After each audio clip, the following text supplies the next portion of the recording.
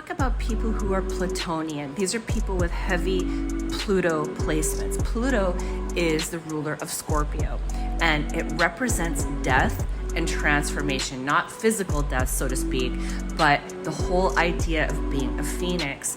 If you have strong Pluto placements, you are indeed a phoenix. You are someone who is meant to reinvent themselves many times in this lifetime. You have the power to burn everything down and re-rise up as something even more beautiful and strong.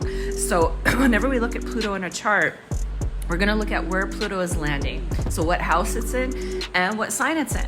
So for example, I have Pluto in my first house, which is a sign of Aries, right? And it's like a very transformative energy, okay? But on the flip side, it's also in the sign of Libra.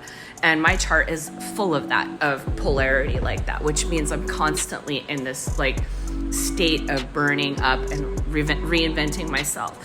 So anybody who has a lot of Plutonian placements is going to have this energy. And the other thing is it's also quite psychic.